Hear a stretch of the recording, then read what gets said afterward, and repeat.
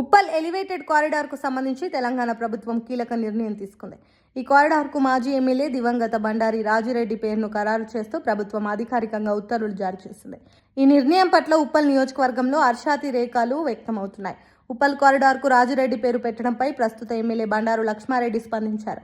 ఈ మేరకు జీవో జారీ చేసిన ముఖ్యమంత్రి రేవంత్ రెడ్డికి ఆయన ప్రత్యేక కృతజ్ఞతలు తెలియజేశారు. ఇదే సమయంలో బీజేపీ సీనియర్ నాయకులు ఎన్వీఎస్ఎస్ ప్రభాకర్పై లక్ష్మారెడ్డి తీవ్ర స్థాయిలో మండిపడ్డారు. పేరుపై ఉన్న శ్రద్ధ కారిడార్ పనులు పూర్తి చేయించడంలో ప్రభాకర్కు లేదని విమర్శించారు. బీజేపీ అధిష్టానం టికెట్ ఇచ్చినా గత ఎన్నికల్లో ప్రభాకర్ 3వ స్థానానికే పరిమితమయ్యారని లక్ష్మారెడ్డి ఎద్దేవా చేశారు. ఎమ్మెల్యే లక్ష్మారెడ్డి మాటల్లో దివంగత రాజిరెడ్డి సొంత నిధులతో ఎన్నో రోడ్లు, ఆలయాలను నిర్మించారని, బీజేపీ నేతలు దేవుళ్ల గురించి పెద్ద పెద్ద మాటలు మాట్లాడతారు తప్ప జేబుల నుంచి ఒక్క రూపాయి కూడా గుళ్ళ కోసం ఖర్చు చేయరు. కేవలం రాజకీయాల కోసమే భక్తిని వాడుకుంటారని, మొత్తానికి ఉప్పల్ కారిడార్ పేరు చుట్టూ అటు అభివృద్ధి, ఇటు రాజకీయ విమర్శలు ఇప్పుడు హాట్ టాపిక్గా మారాయి. ప్రభుత్వం తీసుకున్న ఈ నిర్ణయంతో బండారి రాజిరెడ్డి అనుచరులు, కాంగ్రెస్ శ్రేణులు సంబరాలు జరుపుకుంటున్నారు.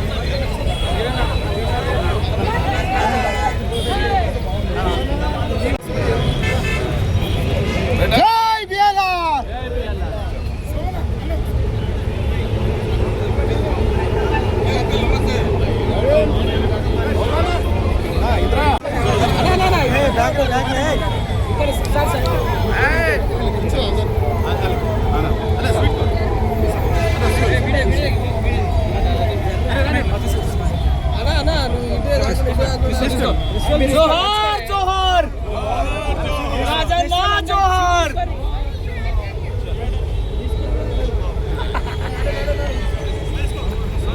ఈ రోజు థ్యాంక్స్ ఒకటి చెప్పేయాలి అంతేనా, లేకపోతే ఈరోజు ఉప్పల్ నారపల్లి కారిడార్కి బండారి రాజిరెడ్డి గారి పేరు పెట్టినందుకు సీఎం గారికి కృతజ్ఞతలు తెలుపుకుంటూ, ముఖ్యంగా ఎందుకంటే మా ఫ్యామిలీ, మా అన్నగారు కానీ మా అమ్మగారు కానీ మా అమ్మ మల్లాపూర్ గ్రామ పంచాయతీలో ఒక వార్డు మెంబర్ ఉండే, గ్రామ పంచాయతీకి వార్డు మెంబర్ నుంచి కాంగ్రెస్ పార్టీలో ఉంటూ 50 ఏళ్ల సంధి కాంగ్రెస్ పార్టీలో మా అన్నగారు కానీ మా అమ్మగారు మేమందరం ఉంటూ ఈరోజు ఆ సర్వీసులు సీఎం గారు గుర్తించి, కాంగ్రెస్ పార్టీలో గుర్తించి ఈ కారిడార్కి పేరు పెట్టడం జరిగింది. దానికి మళ్ళీ ఒకసారి వేం నరేందర్ రెడ్డి అన్న గారికి అలాగనే సీఎం గారికి థ్యాంక్స్ చెప్తూ ఈ పేరు పెట్టినందుకు, మళ్ళీ ఇంకేదంటే దీనికి సంబంధించింది ఏదైతే మా అన్నగారు ఉన్నారో ఈ ఉప్పల్ కాన్స్టిట్యున్సీకి ఏ రకంగా హానెస్ట్గా పనిచేసిండో సీఎం గారు తెలుసు. ఎందుకంటే 18లో సీఎం గారికి క్యాంపెయిన్ చేయడం జరిగింది. మా అన్నగారు ఆయన ఎంపీలో పడ్డప్పుడు అంతా ఆయన్నే చెప్పిండు, కాలనీలలో కానీ ఎక్కడ బస్సులు ఎక్కడ పోయినా రాజన్న పేరు చాలా మంచిగా ఉంది, అందరు మంచిగా గొప్పగా చెప్పుకుంటున్నారు, నా క్యాంపెయిన్ చేసిండు, నేను థ్యాంక్స్ అని చెప్తూ మొన్న అయితే ఇదే రకంగా చెప్పి నాకు చెప్పిండు ఈ పేరు డెఫినెట్గా ఇస్తున్నాను అని చెప్పేసి జియో కూడా ఇచ్చేసేయం జరిగింది. అదే ఎందుకంటే వాళ్ళకు ఓర్చుకోలేక అది, అరే వాళ్ళు కూడా మంచి సర్వీస్ చేస్తే వాళ్ళకు కూడా పేరు పెడతారు కదా. మీరు పోతే మీరు ఎక్కడ పడితే అక్కడ అన్ని అడుక్కుంటా తిరుక్కుంటా ఉంటే మీ పేరు ఎవరు పెడతారు? గాలి వచ్చినప్పుడు గెలిచినావు, దాని తర్వాత 2 టర్మ్లు నీకు మళ్ళీ టికెట్ ఇచ్చింది బీజేపీ పార్టీ, ఎక్కడ పోయినావు? 3వ ప్లేస్కి పోయినావు. నేను ఆ రోజులలో గాలి వస్తే ఓడిపోయినాక కూడా నేను జనంలో ఉండి పని చేసుకుంటా, ఎవరి దగ్గర 1 రూపాయి తీసుకోకుండా ఉన్నా. ఈ రోజు కూడా నేను 2 ఏళ్ళు అయిపోయింది. నేను డాక్టర్లకు ఫీజు కట్టడం, ఎవరికి వస్తే వాళ్ళకి సాయం చేయడం, ఏదంటే అది హెల్ప్ చేసుకుంటా నేను మంచిగా ఉన్నా. నేను మీ లెక్క ఇండస్ట్రీలో పైసలు తీసుకోవడం, ఇంకేదో పైసలు తీసుకోవడం, ల్యాండ్ కబ్జాలు చేయడము, మా అన్న ఎన్ని ప్రొటెక్ట్ చేసిండో ఆ రోజుల ల్యాండ్లన్నీ ఈ రోజు చిల్కనార్లన్నీ అమ్ముకున్నారు. ఏం ఉపయోగం? ఈ రోజు పెద్ద పెద్ద మాటలు మాట్లాడితే, మీరు శుద్ధపూస లెక్క మాట్లాడితే ఎట్లా? నువ్వు చేసే పని ఏంది? నువ్వేం బిజినెస్ చేసి ఏడ పైకి వచ్చినావు మాకు తెలియదా? నువ్వు ఎన్ని ఏడు ఇటుక పడితే మీరు పైసలు వసూలు చేస్తారు, ఇసుక పడితే వసూలు చేస్తారు వేరే లీడర్లు, మాకు అన్నీ తెలుసు నాకు. కానీ ఈరోజు సీఎం గారు మాకు ఈ పేరు పెట్టిందంటే మామూలు విషయం కాదు. మేము మళ్ళీ మళ్ళీ సీఎం గారికి థ్యాంక్స్ చెప్తున్నాం. కేంద్ర ప్రభుత్వం నిధులతోనే ఇదంతా కడుతున్నారు. అంటే కేంద్ర ప్రభుత్వం ఉన్నది, దాంతో పాటు స్టేట్ గవర్నమెంట్ 150 కోట్లు జిహెచ్ఎంసీ ఇచ్చింది, పాత జిహెచ్ఎంసీ. దానికి తోడు అట్లే 200 కోట్లు ల్యాండ్ అక్విజిషన్కి ఇచ్చింది. అంటే 350 కోట్లు వాళ్ళ కాంట్రిబ్యూషన్ కూడా ఉంది దీంట్లో స్టేట్ గవర్నమెంట్ది. అంటే జిహెచ్ఎంసీ అంటే స్టేట్ గవర్నమెంటే కదా, కడమది వాళ్ళది ఉంది. అదే మీరు ఇన్ని రోజులైంది, 7-8 ఏళ్ళు అయింది, కంప్లీషన్కు మాత్రం మాట్లాడవు నువ్వు, దానికి తిరగవు. దానికి ఏమన్నా అంటే ఢిల్లీలో మాకు అది ఇది అని చెప్పి గొప్ప మాటలు చెప్తావు నువ్వు. ఇది ఎందుకు పని చేపియావా నువ్వు అది చేపియాలి కదా. 2021లో ఎప్పుడో కంప్లీట్ అయ్యే ప్రాజెక్టు ఇప్పటికి 5 ఏళ్ళు అయింది.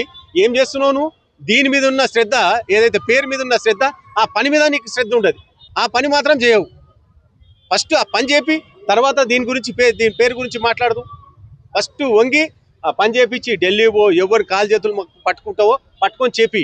నేను నా కాన్స్టిట్యున్సీకి ఈ రోజు నేను బీఆర్ఎస్ ఎమ్మెల్యే ఉండి నేను ఆఫీసర్ల దగ్గరికి పోయి కానీ నేను లీడర్ల దగ్గరికి, ఎందుకంటే పాత మాకు దోస్తులు మిత్రుల్లో చాలా మంది ఎమ్మెల్యేలు మంత్రులు, నేను అందరి దగ్గర పోయి కాలు చేతులు మొక్కి నేను కాన్స్టిట్యున్సీకి పని చేస్తానా. నువ్వెందుకు చేయవు మరి? కాంట్రవర్సీ మాటలు ఎందుకు నీకు? ఈ పని చేయండి దయచేసి. మీరు ఈ ఎంత జల్దీ కంప్లీట్ చేస్తావో దమ్ముంటే ఆ పని చేయి. నేను వీడికి 3 సార్లు మంత్రి గారిని తీసుకురావడం జరిగింది, కోమటిరెడ్డి వెంకటరెడ్డి గారిని. నేను వాళ్ళు ఒప్పుకోకపోతే కింద అన్న రోడ్డు ఖరాబ్ అయినా కింద రోడ్ వేపియమని రిక్వెస్ట్ చేసి కింద రోడ్ వేపియం జరిగింది. నేను ఇప్పుడు ఎంఎంసీ ఆఫీస్ వస్తుంది ఈ ఫస్ట్ వీక్లో, మన ఫౌండేషన్కు సీఎం గారు వస్తుంది, దాన్ని కూడా రిక్వెస్ట్ చేయడం జరిగింది. నేను ఎక్కడ పోయినా కూడా కాన్స్టిట్యున్సీకి ఎక్కడ చెడ్డ పేరు రాకుండా అందరు ఆఫీసర్ల దగ్గర కానీ లీడర్ల దగ్గర పోయి కాలు చేతులు మొక్కి తీసుకొస్తా పనులు. ఎక్కడ కూడా లాస్ట్ 2.5 ఇయర్స్లో, ఇప్పుడు 2.5 ఇయర్స్ అవుతుంది, మీరు ఎవరినన్నా అడగండి, నేను ఎవరి దగ్గర 1 రూపాయి ముట్టుకున్నా, నేను ఇంకెవరైనా ఇల్లు కట్టుకున్నా కూడా నేను వాళ్ళకి సపోర్ట్ చేస్తాను. నేను ఎవరిని కూడా డెమాలిషన్కి అస్సలే ఒప్పుకోను. నేను ప్రతి జాగాలో కూడా ఎవరు వీళ్ళు అడ్డుపడతారు, పైసలు ఇస్తే ఊరుకుంటారు, కథం. మళ్ళీ పైసలు పడితే కథం, మళ్ళీ కనిపించారు ఎక్కడ కూడా, ఆ వాయిసే ఉంటుంది వాళ్ళకి మళ్ళీ. కాబట్టి దయచేసి మీరు ఏదైనా పని చేసి, మీరు మా అన్నలాగా సొంతం ఇంట్లోకించి డబ్బులు ఖర్చు పెట్టి రోడ్లు వేయించుండు, సొంతంగా ఎన్ని గుళ్ళు కట్టించండి. మీరు పెద్ద పెద్ద మాటలు దేవుళ్ళ గురించి మాట్లాడతారు, మీ జేబులకించి 1 రూపాయి గుడికి 1 రూపాయి ఇయ్యారు, పంతులకి 500 రూపాయలు ఇయ్యారు మీరు, పంతులకి 50 రూపాయలు ఇయ్యారు మీరు. ఇక మళ్ళీ మీరే గొప్పలు మాటలు చెప్తే ఎట్లా? నేను అదే కృతజ్ఞతలు చెప్పినా, థ్యాంక్స్ చెప్పినా, ఇంత పెద్ద డిసిషన్ ఏ సీఎం కూడా తీసుకోడు. నేను హానెస్ట్గా చెప్తున్నాను, ఈ ఇంత పెద్ద డిసిషన్ వేరే సీఎంలు తీసుకోరు. నేను వేరే పార్టీ మారినా మా అన్న సర్వీసులు, మా అమ్మ, మేమందరం 50 ఏళ్ళ సంది కాంగ్రెస్ పార్టీలో ఉన్నానే చూసుకొని చేసిండు ఆయన. నా ముఖం చూసి కాదు, మా అన్న ఏదైతే చేసిన సర్వీసులు చూసి చేసిండు. అందుగురించే మేము థ్యాంక్స్ చెప్పి కృతజ్ఞతలు చెప్తున్నాం. మా ఫ్యామిలీ అందరు, మేమందరం కూడా. జోహార్ రాజన్న.